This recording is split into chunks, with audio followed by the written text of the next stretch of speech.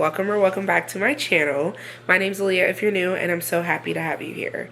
Today's video is going to be a reading wrap up. I read 7 books this month and I want to tell you about them. If you guys haven't yet, please like, comment, and subscribe, and let's get into the video. Okay guys, I don't want to go into a particular order, so we're just going to start off with the physical book and then go to audio and Kindle reads. The first book that I read physically will be Quicksilver.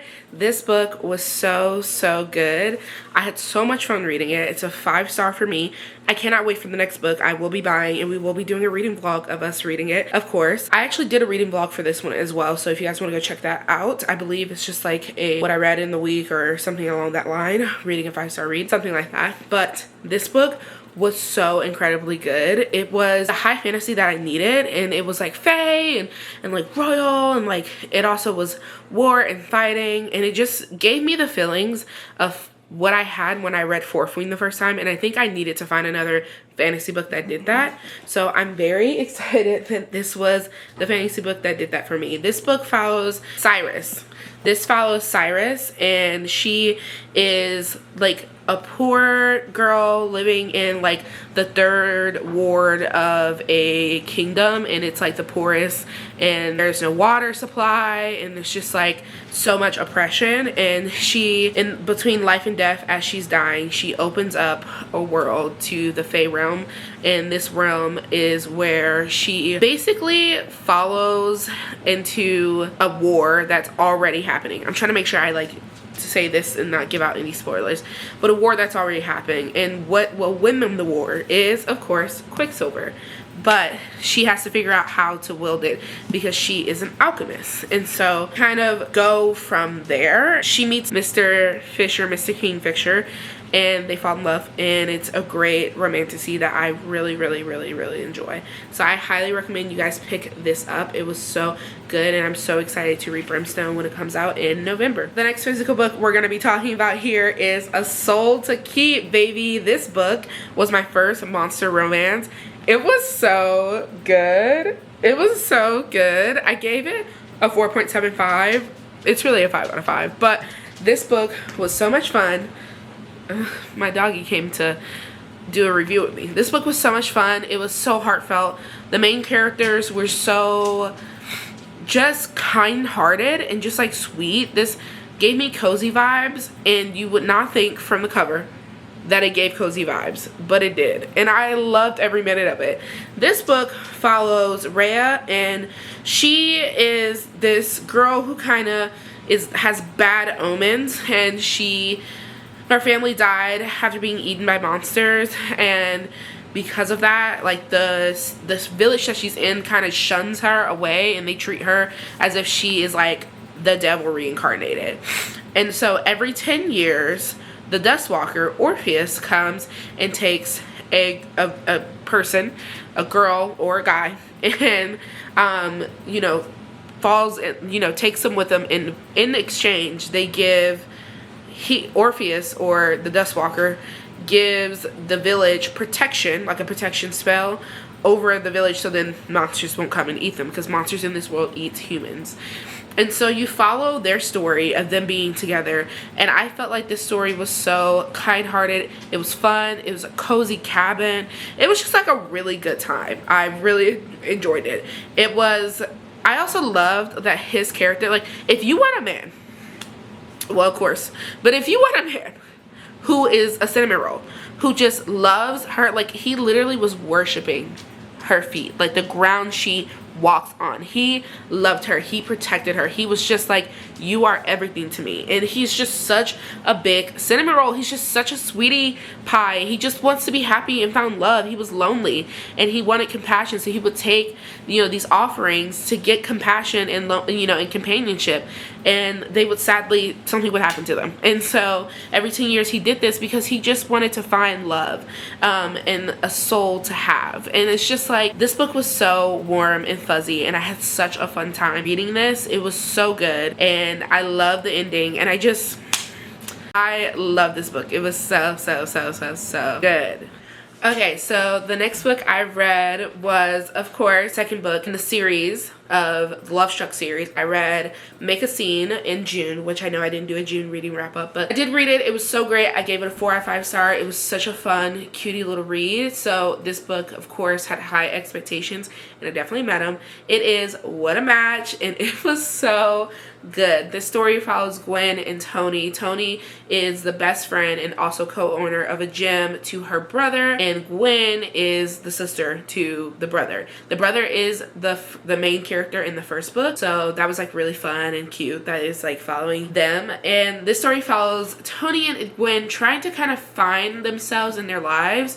Tony feels like he has so much going on and he can't really balance a relationship without getting hurt, and Gwen feels like she is looking for her perfect match. She's looking for the person that she can spend the rest of her life with, but that wouldn't end in the same way that her parents' marriage ended, and her parents' marriage really affected them. And so she feels like she wants someone that is her perfect match, the perfect guy that checks all her boxes and that she can fall in love with. But what she didn't expect was Tony, and Tony and her have some close proximity.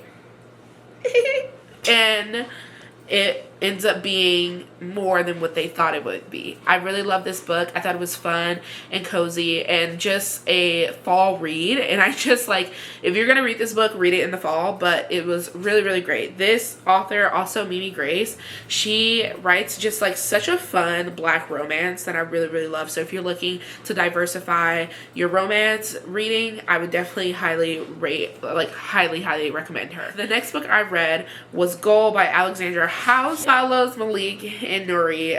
Malik is a famous hockey player who is like, so he's married to hockey. This is his life. And he has a girlfriend that he lives with, and suddenly he gets custody of his 2 siblings, right? And that he doesn't have a relationship with his dad. He finds out so much happened, and he gets custody of his 2 siblings, and he hires Nuri, his nanny, to watch those siblings. Well, things kind of spin out from there, and they end up fighting something more than what they thought they would find. And this book is so, it was a lot that happening. It is a deeper book, so I would just say, like, I don't think the book has trigger warnings, but there's some things that, like, if it does, try to look up the trigger warnings, because there's some things. But this book was very good. I had so much fun reading it. I gave it a 4 out of 5 stars as well. It was just like a classic Black love, and it felt so like, that's why I love reading like books by Black authors that have Black main characters, because I love the slang that they use, the family that they describe, the experience. It's like, it's such an experience that only you would understand and know as a Black person, and I love that. And I felt so culturally represented in this book, so I highly recommend. It was such a fun book. It's such a fun read, and I really love the storyline and just the way that they fell in love. So the next 2 books I read Pucking Ever After Volume 1, and I gave that book a 4 out of 5 stars. Listen, Pucking Around was surprisingly really good, but it was just like way too smutty for me, and I don't know what I expected, but I needed an audiobook to listen to, so I picked up Pucking Ever After Volume 1, and it was so good, y'all. It was so cute. It follows the story of the first book, and I really enjoyed it. It was fun. It was different. This follows Rachel and her guys, and it's just like going through the motions. I can't really talk so much about it because if you haven't read the first book, it's so much spoilers. So I read the first book, which is Pucking Around, and then come to that one, and I think you will have such a fun time, and sweet, and just like really fun. The next book I read, and a book that I DNF'd 80% through, was Pucking Wild. I'm going to put it as I read it this month, because I got 81% through. I was basically done with the book. But the book was insufferable, and I just couldn't finish it. Like, it was just making me upset, and I could feel a slump coming on. So I just decided to, like, DNF it. But that book was so bad. It was so bad. I think the book was longer than it needed to be. The problems that she could have fixed early on, she was just, like, giving too many chances to her husband, like her soon-to-be ex-husband, and I was about to scream. I do not recommend this book. Don't read it. I think the first book in the series, Pucking Around, is great. The second book, no. And I don't think I'm going to finish the rest of the series, honestly, because that book just did it for me. It was like, okay, Okay, and I just didn't like, I don't like Tess as a character. Like, I just don't like her. And that's all I have to say about that book. Hi, friends. It's Editing Aaliyah. I forgot one book, and that is because when I filmed this at the time period, I think I either hadn't finished it or was about to finish it. I ended up finishing Behind the Net that night, and I gave it a 3.75 out of 5. Now, after it being a week, I would say it's a 3 out of 5 for sure. A 3 out of 5, solid 3 out of 5. I think the book was good. I think it was interesting. However, I did DNF this book a year ago. Like, I got 13% in, and so when I picked it up, I was immediately thrown back into the story. And yeah, I think the book was good. Here's the problem. The smut was, spice was very cringy. It was very cringy, and it did not match the tone of the book, and I did not like that. I don't like when books are very sweet-hearted and sweet, but then the smut scenes are just like something out of a dark romance. I'm like, girl, this don't make no sense, because this wouldn't happen in real life. So I think that was like the only thing jarring. Also, he kept referring to her as my pretty assistant even after they had like hooked up and like, you know, been together, and I'm like, why are you calling her your pretty, like, I just hated that. That was like so cringe to me. So that is why I give the book a 3 out of 5. I think the ending was really sweet. I love how the book wrapped up. I love the ending story, and I love the setup for the next book.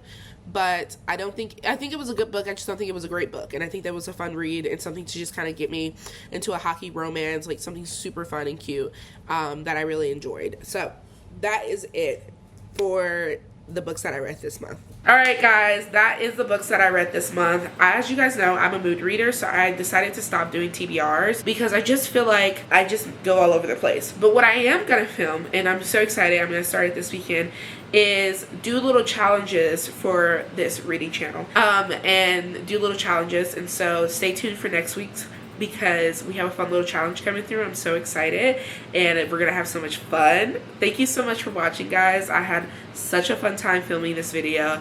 I love talking about books, and this is just a fun way to kind of go through in depth about the books that I read and be able to yap about it. So I thank you guys so much for watching and enjoying this time, and I will see you guys soon. Bye.